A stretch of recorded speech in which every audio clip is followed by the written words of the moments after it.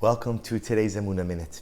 The Be'er Chaim contrasts the personalities of Yisro and Balak. The Torah tells us at the beginning of Parshas Yisro, Vayishma Yisro is kol asher asa Elokim Moshe Yisrael amo. Yisro heard everything that HaKadosh Baruch Hu did for Klal Yisrael. And as a result, what does Yisro do?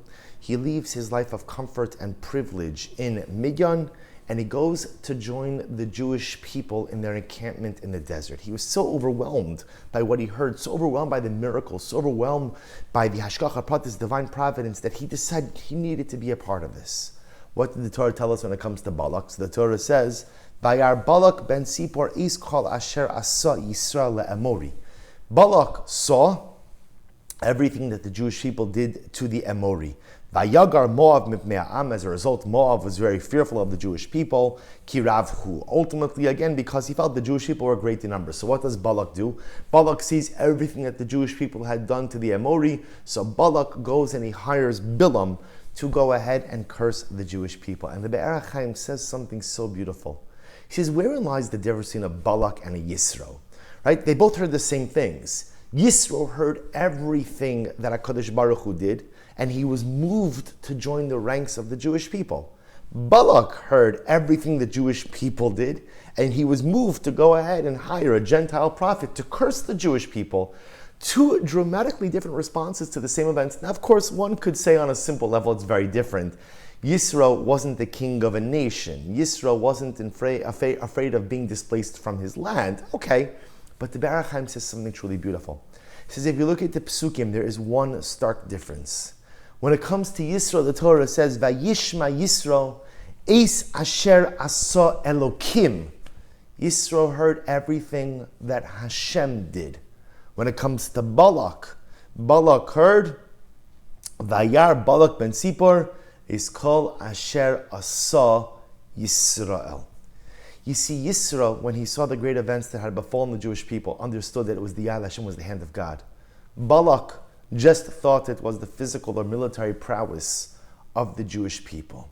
Yisro was moved because he saw the Yad Hashem, the hand of God, the hand of providence behind all of these events. Balak was unmoved because he just simply saw a nation that was physically or militarily stronger than his own. And what a profound insight the Be'er Chaim is offering us. Because so much of life and so much in how you view the events of life is who you view as the prime mover of those events. Things happen in life, good things, challenging things, brachas, tsaris, all kinds of events. Who's behind them? When we look at the events that happen to us, when we look at the events that happen in our communities, when we look at the events that happen in the world, do we see Hashem? Do we see the Ribono Shel Olam somehow communicating to us through these events, through these happenings, through the day-to-day things that occur?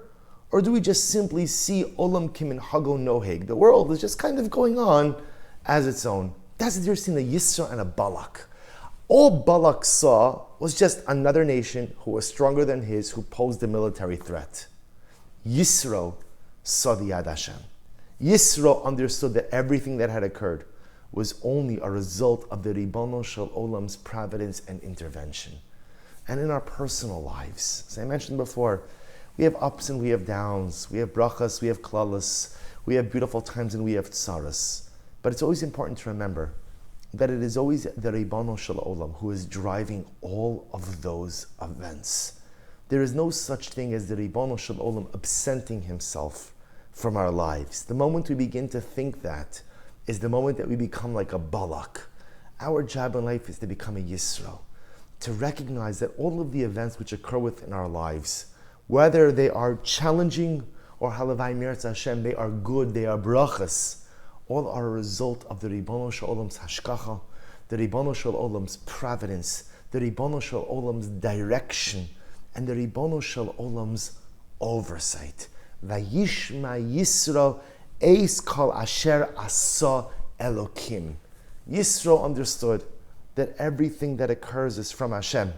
May we be zocha to achieve that same level of understanding as well. Wishing everyone a wonderful day.